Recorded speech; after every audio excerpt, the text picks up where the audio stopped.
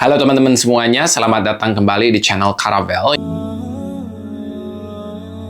Di video kali ini kita akan lebih fokus pada tipologi ya, di mana hal ini masih berdasarkan pada buku yang ditulis oleh Carl Jung juga ya, tentang psychological types. Harusnya ini menjadi video yang pertama ya, karena membahas hal dasar tentang tipologi. Tetapi tipologi ini juga sudah dibahas di video sebelumnya, di video tentang extrovert dan introvert. Teman-teman juga bisa cek video sebelumnya. Oke, kita mulai saja dari poin yang pertama ya. Apa itu tipologi? Saya akan bacakan terlebih dahulu. Tipologi itu apa menurut dari Carl Jung. It is a critical tool for the research worker who needs definite points of views and guidelines if he is to reduce the chaotic provision of individual experience to any kind of order. Jadi intinya itu tipologi ini dibutuhkan sebagai alat untuk menyederhanakan kompleksnya psikologi manusia. Dan di sini tentunya menjadi hal yang berbahaya juga. Dan disinilah MBTI juga dianggap sebagai pseudoscience. Tetapi di sini yang menjadi argumen kuat yakni 8 fungsi kognitif yang digagaskan oleh Carl Jung ini well established theory kayak gitu ya, dan ada argumennya juga. Nanti kita akan bahas di video selanjutnya. Jadi kembali lagi bahwa belajar tipologi ini merupakan alat untuk menyederhanakan, setidaknya kita bisa melihat kecenderungan kita. Kecenderungan di sini berarti bisa berubah menjadi tipe kepribadian yang lainnya. Terus kalau kita menyambungkannya dengan Socionics ya, masih dalam teori fungsi kognitif juga, tetapi berbeda ya dengan MBTI. Tapi masih ada korelasinya di sini ya, dimana dalam Socionics ini lebih melihat pada ego seseorang. Terus bagaimana jika ego tersebut tidak dapat memecahkan masalah individu tersebut dan mereka akan pindah ke unconscious-nya. Nah, ada juga super ego. Nah, yang namanya super ego di sini itu seseorang tersebut akan lebih bijaksana karena apa? Di sini mereka sudah sadar bahwa yang mereka lihat ke dalam diri mereka sendiri itu hanyalah ego. Dan ketika kita di sini mencapai super ego itu, kita lebih bijak karena ini pandangan kita dan pandangan orang lain itu seperti begitu. Itulah pentingnya kita belajar tipologi seperti ini karena pada dasarnya kita sebenarnya melihat secara dinamik. Jadi jangan khawatir misalnya teman-teman mengkotakkan diri teman-teman itu seperti begini. Tidak sama sekali. Misalnya teman-teman ISTP misalnya ya, teman-teman ingin menjadi ESFP. Hal tersebut memang jauh jika dilihat dari fungsi kognitifnya, tetapi teman-teman bisa meniru seperti ESFP. Tetapi hal di sini yang harus diperhatikan, ketika teman-teman menjadi ESFP, teman-teman akan merasa tidak menjadi diri sendiri. Karena apa? Ego itu yang melekat pada kita, jati diri kita. Dan ketika kita mengubah menjadi, misalnya ingin menjadi ESFP karena terlihat lebih menarik, no, it doesn't work like that. Jadi di sini teman-teman masih fleksibel, bisa meniru demikian. Namun akibatnya nanti teman-teman juga akan merasakan sendiri bahwa jauh dari ego teman-teman. Yang mana ego ini sangatlah penting jika kita menyeimbangkannya. Jadi tidak terlalu tinggi, tidak terlalu rendah juga. Jadi ego itu sangat penting untuk coping mechanism kita menghadapi masalah apapun itu kayak gitu dalam kehidupan kita sehari-hari ya. Nah, terutama jika kita sudah mengetahui subconsciousness, unconsciousness, dan superego tersebut kayak gitu, teman-teman akan lebih terbuka. Nah, jadi disinilah kita harus memahami bahwa personality itu dynamic. Jadi begini, ketertarikan pada teori kepribadian ini memang biasanya muncul karena rasa ingin tahu kita antar individu dan bahkan diri kita sendiri. Kita ingin mendalami siapa sih diri kita sebenarnya kayak gitu ya. Tetapi di sini jangan menjadi halangan. Misalnya begini, teman-teman seorang ISFP misalnya ya, ISFP itu selalu identik dengan seni kayak gitu ya. Itu stereotipe. Nanti kita akan bahas lebih lanjut hal ini. Jadi teman-teman jangan mengkotakkan demikian karena itu salah. Misalnya kita ingin menjadi seorang wirausaha kayak gitu ya, entrepreneur. Apakah semua tipe bisa? Bisa sekali. Tetapi mereka semua memiliki motif yang berbeda. Misalnya motifnya untuk ENTJ itu apa? Untuk ESTJ itu apa? Ya, untuk ISTP itu apa? Jadi setiap tipe itu memiliki motif tersendiri. Karena apa? Dilihat dari fungsi kognitifnya. Jika kita melihat dari fungsi kognitifnya, itu akan lebih memperjelas, oh ternyata dia ingin jadi entrepreneur itu karena dari fungsi kognitifnya juga sudah kelihatan di sini. Nah, sekarang kita akan maju lebih spesifik tentang teori kepribadian ini. Banyak sekali dari kita yang mengenal tipe kepribadian ini hasil dari kuis online. Hal itu memang bisa kita gunakan kayak gitu ya. Saya juga sendiri misalnya menggunakan kuis yang tersedia misalnya dari 16personalities.com. Tapi hal yang perlu diingat di sini, kita harus mengambil dari berbagai sumber yang pertama. Terus yang kedua itu kita memberi jarak atau waktu ya. Ketika kita sudah mengambil tes tersebut, coba kita ambil lagi 1 bulan kemudian. Terus kita ambil lagi 1 bulan kemudiannya. Nah, kita lihat konsistensinya dan kita lihat fungsi kognitif yang kuatnya di mana. Di sini barulah kita bisa melihat kecenderungan kita itu MBTI-nya apa. Jadi disinilah yang disebut dengan personality itu dynamic. Misalnya beberapa dari teman-teman saya ada yang mengambil kuis tersebut dan hasilnya berubah-ubah. It's okay, it's fine kayak gitu. Karena apa? Personality itu dynamic. Tapi di sini juga yang harus diperhatikan itu pasti kita akan menemukan ego kita atau jati diri kita itu yang mana. Jadi intinya ketika kita sudah mengambil tes kepribadian online, hal yang saya sarankan itu kita harus benar-benar aware terhadap mistyping. Jadi itulah luar biasanya ketika kita berusaha untuk mendalami siapa diri kita sebenarnya dan apa motif dari apa yang kita lakukan sekarang juga. Itu bahkan jika teman-teman mengetahui diri teman-teman juga, teman-teman akan menemukan bahwa hal ini pasti ada korelasinya dengan trauma kita. Apalagi jika teman-teman mengenal Enneagram, itu tes yang lainnya. Nanti kita akan bahas juga buat playlist tentang Enneagram. Di sini kita akan lebih fokus pada MBTI terlebih dahulu. Jadi ketika misalnya kita sudah mengetahui jati diri kita, siapa diri kita, bagaimana kita membentuk diri kita ini, hal ini berangkat dari trauma masa kecil juga. Jadi setiap orang itu sebenarnya memiliki trauma. Jadi teman-teman jangan khawatir, jangan merasa sendirian jika teman-teman merasa mengalami trauma. Setiap orang itu mengalami trauma dan tugas kita di sini adalah mengenali siapa diri kita, bagaimana kita memperbaiki apa yang kurang dari kepribadian kita ini. Misalnya ada fungsi kognitif yang inferiornya itu thinking atau feeling, dan itulah yang harus menjadi perbaikan kita. Nah, jadi gagasan dari Jung ini mengembang lebih banyak. Yang populer itu Socionics dan MBTI, dan ada tentunya yang lainnya juga. Nah, kita maju ke poin selanjutnya tentang teori Jung ini ya. Jadi Jung ini menulis tentang psychological types ini seperti yang sudah kita bahas di video sebelumnya. Jung pada waktu itu, karena beliau merupakan seorang psikiater ya dari Swiss, dia banyak sekali menerima pasiennya dan melihat pola-pola dari pasien tersebut, dan muncullah extroversion, introversion ya, yang mana sudah kita bahas di video sebelumnya. Terus juga ada 8 fungsi kognitif. Ini juga dari ke-8 fungsi kognitif ini dibagi menjadi extrovert dan introvert. Jadi ada 4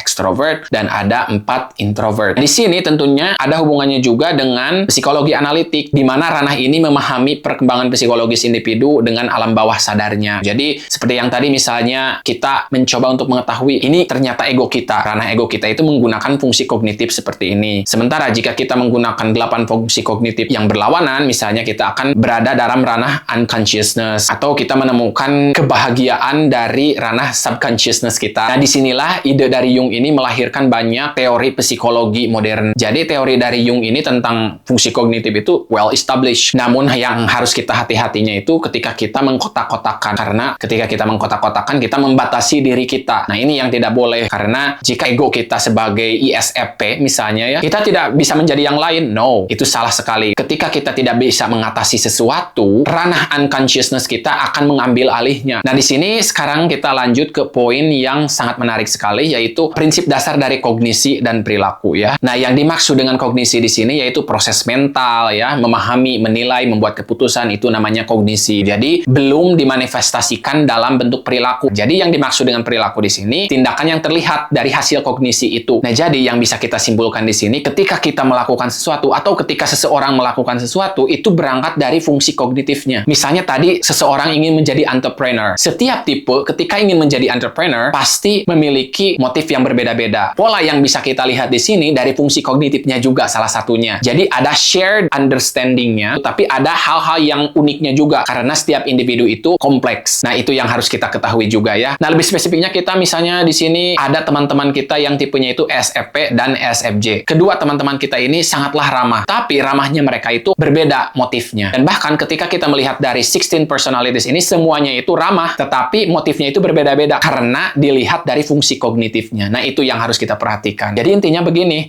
tanpa kognisi, perilaku tidak bermakna. Kognisi yang membuat kita manusia. Jadi unik sebenarnya. Yang membuat kita berperilaku ini karena kita memiliki makna tersendiri. Nah, kita lanjut sekarang ke poin berikutnya, yaitu kepribadian itu interaktif ya. Jadi seperti yang sudah dijelaskan sebelumnya bahwa kepribadian itu dinamis. Itulah yang harus diingat pertama ya. Terus di sini yang perlu diketahui juga bahwa di sini perilaku tidak selalu itu saja. Ketika kita mengkotakkan diri menjadi seorang ESTJ, terus itu saja. No. Jadi dipengaruhi stres juga, tekanan lingkungan sosial, kondisi mental itu akan mengubah kita. Jadi disinilah kita mulai mengurangi ego kita, terus membangkitkan ketidaksadaran kita ya dari fungsi-fungsi kognitif tersebut. Terus kita juga bisa melihat alam bawah sadar kita, dan bahkan di sini kita masuk ke ranah super ego untuk meningkatkan kebijaksanaan kita jauh dari ego yang kita miliki. Nah, poin berikutnya di sini yang harus kita perhatikan yaitu kepribadian itu bukan kotak. Tadi sudah dibahas juga, tetapi di sini kita akan lebih spesifik lagi ya. Jadi tipologi ini bukan batasan untuk mengurung seseorang. Itu sangatlah dilarang kayak gitu ya, sangatlah bahaya sekali. Karena nantinya kita akan memiliki ego yang terlalu tinggi jika kita hanya mengetahui kita itu hanya seorang STJ tanpa mengetahui super ego kita, unconsciousness kita, subconsciousness kita. Nah, selanjutnya kita harus tahu bahwa tipologi ini juga bukan ukuran kecerdasan. Kecerdasan itu dipengaruhi banyak faktor lainnya. Dan bahkan jika kita melihat dari fungsi kognitif yang kita miliki masing-masing, itu memiliki potensi kecerdasannya masing-masing dengan keunikannya. Misalnya ESTJ memiliki potensi kecerdasan dalam hal apa kayak gitu. Terus ESFP potensi kecerdasannya dalam hal apa? Karena mereka mempunyai fungsi kognitif yang berbeda-beda dan pasti ada potensinya juga di sana. Ketika mereka menjadi seorang entrepreneur, dua-duanya bisa juga. Dan di sini potensi kecerdasannya muncul ketika mereka menjadi seorang entrepreneur, pasti akan berbeda karakteristiknya. Nah, di sini juga yang harus kita perhatikan bahwa tipologi ini juga bukan ukuran kestabilan emosi kita. Karena emosi itu direspon dari pengalaman unik masing-masing. Nah, inilah yang membuat psikologi kita itu kompleks dan unik masing-masing. Bahkan jika seseorang tersebut ESTJ dan bertemu dengan ESTJ yang lainnya, mereka akan memandang hidupnya itu beda-beda. Karena apa? Pengalaman yang diberikannya itu juga beda-beda. Jadi di sini intinya jangan melakukan stereotipe misalnya ESTP itu harus jago olahraga. No, kayak gitu ya. ESTP juga bisa jago dalam melukis misalnya. Jika misalnya teman-teman suka melukis sebagai seorang ESTP, itu mungkin saja. Tetapi motif dibalik ingin melukisnya tersebut pasti akan berbeda dengan tipe yang lainnya. Bahkan dengan tipe yang sama juga. Misalnya ESTP yang satu ini suka melukis, bertemu dengan ESTP yang suka melukis juga. Tapi motifnya juga bisa berbeda juga. Dilihat dari misalnya pengalamannya, bagaimana cara mereka meresponnya. Jadi intinya di sini, tipologi ini bukan kesamaan mutlak. Yang ingin kita dapatkan di sini dari belajar tipologi ini lebih ke melihat pola bagaimana kita berperilaku dan bagaimana kita bisa melejitkan potensi diri kita yang sudah kita miliki ini berdasarkan ketertarikan kita. Misalnya di sini saya tertarik pada dunia pendidikan dan mungkin tipe yang sama dengan saya juga ada yang tertarik dengan ranah yang lainnya. Jadi setiap orang itu beda-beda prioritas dan ketertarikannya. Dan jika teman-teman melihat di website kecocokan karir berdasarkan MBTI ini, misalnya teman-teman menemukan beberapa karir yang kurang cocok dengan ESTJ misalnya. Apakah kita harus percaya? Kita bisa percaya hal tersebut, tetapi jangan sepenuhnya. Itu hanyalah kurang cocok. Tetapi jika teman-teman di sini seorang ESTJ dan menganggap karir yang kurang cocok tersebut cocok untuk diri sendiri, ya kenapa tidak kita coba? Dan bahkan di sini kita bisa melejitkan potensi diri kita berdasarkan dari karir yang kita pilih tersebut dan tipe kepribadian kita. Jadi disinilah miskonsepsi yang sering terjadi. Intinya jangan membatasi diri kita karena karir tersebut kurang cocok. Poin selanjutnya di sini yaitu kepribadian itu berkembang. Jadi di sini dipengaruhi juga dengan berkembangnya usia kita. Jadi teorinya seperti ini. Misalnya teman-teman itu ESTJ. Di sini teman-teman ketika kecil itu pasti lebih cenderung ke extroverted thinking dan bahkan di sini extroverted intuition-nya. Dari loop ini terus berjalan, tetapi seiring berjalannya waktu teman-teman akan lebih sadar bahwa sisi introvert